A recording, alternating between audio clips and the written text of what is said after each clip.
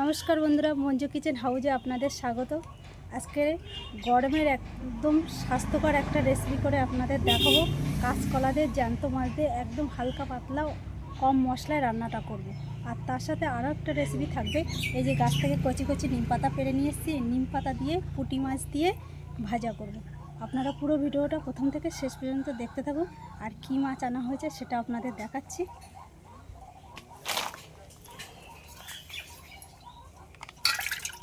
জ্যান্ত মাছ, আর এই গরমের সময় কিন্তু এই জ্যান্ত মাছ দিয়ে হালকা পাতলা ঝোল করলে কিন্তু দারুণ লাগবে কিন্তু খেতে।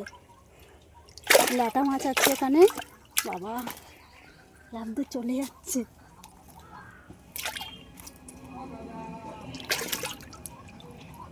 এই যে তেলাপিয়া মাছ আছে, এগুলো আগে কেটে রেখে পরিষ্কার করে নেবো, তারপরে রান্না দুটো শুরু করবো।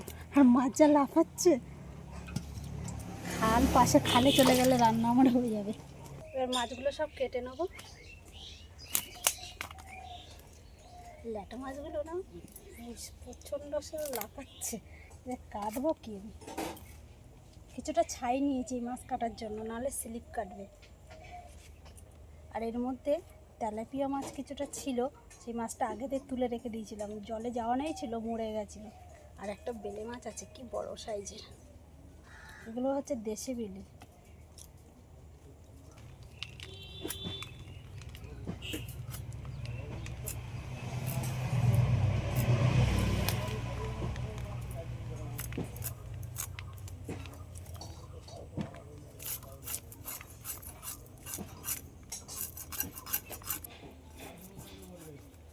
আর এই মাছগুলো এরকমভাবে একটু চিড়ে চিড়ে দেবো, তাহলে ভাজার সময় না, যে এই ল্যাটা মাছ কিন্তু ভাজার সময় একদম পুরো কুঁকড়ে যায়, যে ভাজতে গেলে কি অসুবিধা হয়। এরকমভাবে করে নিলে কিন্তু এই মাছগুলো এরকম গোটা গোটা রেখে দিলে ভাজতে সুবিধা হবে।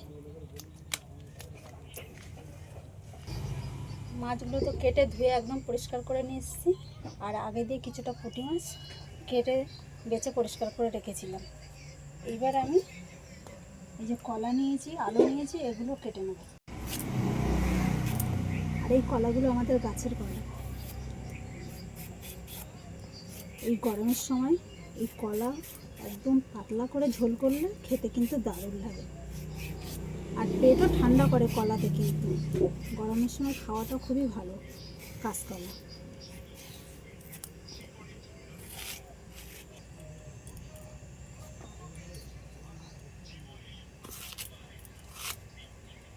আর আমি কিন্তু কলাগুলো এরকমভাবে কেটে নিলাম।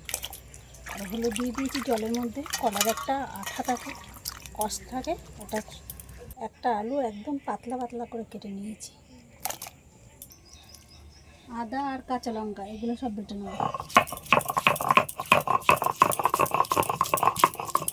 কলা আর আলুটা যেটা কেটে ধুয়ে রেখেছি, এর মধ্যে হালকা করে একটু হলুদ দিয়ে দিচ্ছি।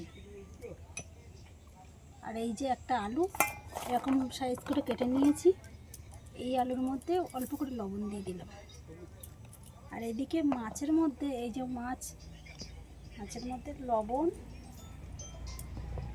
হলুদ এগুলো সব একসাথে মাখিয়ে দেবো। চুনো মাছগুলোও নিয়েছি এর মধ্যে।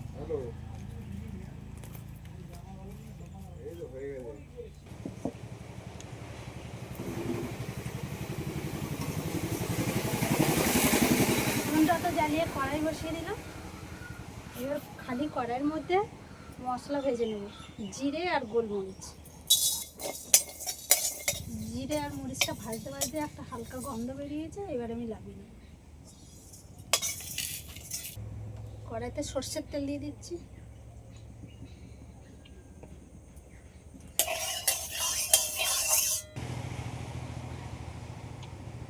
বসন্তকাল পড়ে গেছে, আর বসন্ত রোদ, বাবা।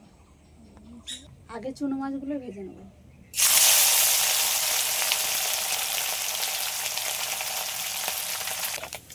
চুনো মাছ ভাজতে গেলে তেলটা একটু বেশি গরম করে নিয়েই ভাজতে হবে।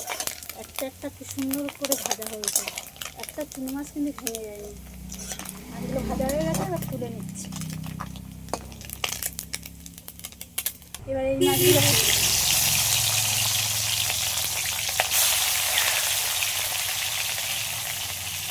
মাছগুলো একটু হালকা লাল লাল করে ভেজে নিলাম, বেশি কড়া করে ভাজবো না, জ্যান্ত মাছ তো।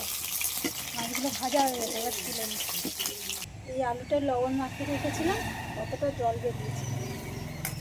এই মাছ ভাজা তেলের মধ্যে আলুগুলো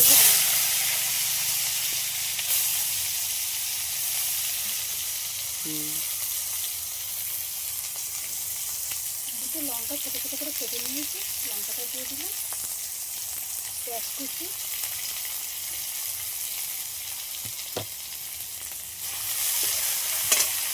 অল্প করে ঢেলে দেবো।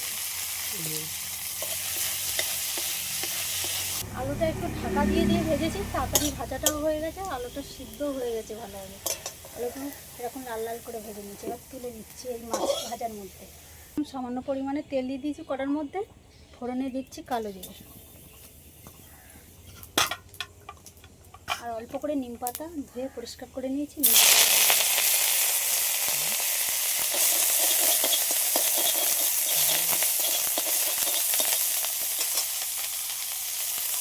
সামান্য পরিমাণে লবণ দিয়ে দিচ্ছি।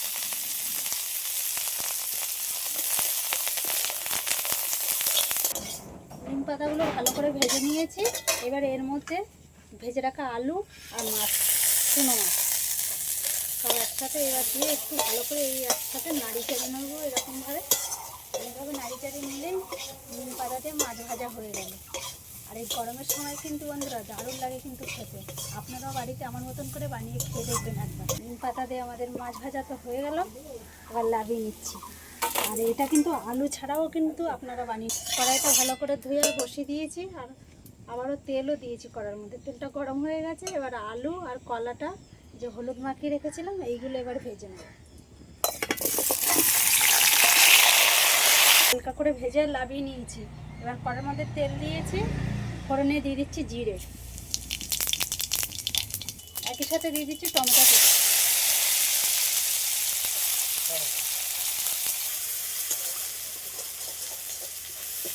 লবণ দিয়ে দিচ্ছি,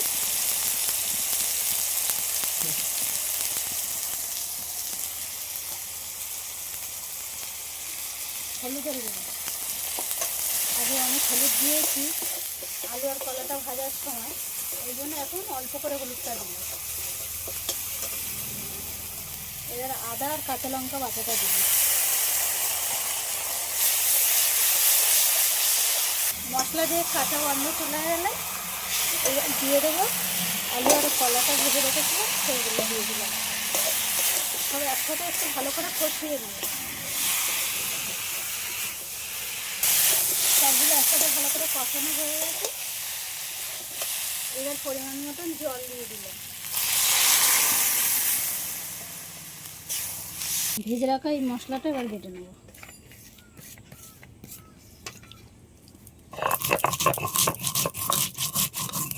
সবগুলো একটু হালকা সিদ্ধ হয়েছে। এবার এই সময় এই ভেজে রাখা মাছগুলো সব দিয়ে দিচ্ছি।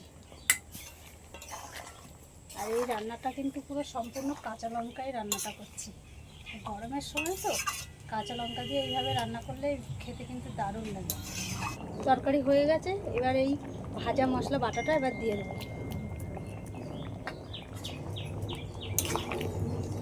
বন্ধুরা, কলা রান্না করলে অনেক সময় দেখা যাচ্ছে কলার তরকারি কালো হয়ে যায়, এইভাবে রান্না করলে কিন্তু একটুও কালো হবে না তরকারি। এই তরকারি হয়ে গেছে, এবার আমি লাভিয়ে নেব।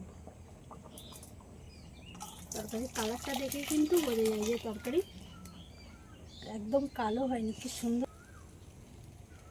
বন্ধুরা, দুটো রান্না, গরমের একদম স্বাস্থ্যকর রান্না হয়ে গেল। আর আপনাদের যদি ভালো লেগে থাকে আমার চ্যানেলটিকে সাবস্ক্রাইব করবেন, লাইক কমেন্ট শেয়ার করে বন্ধু হয়ে পাশে থাকবেন।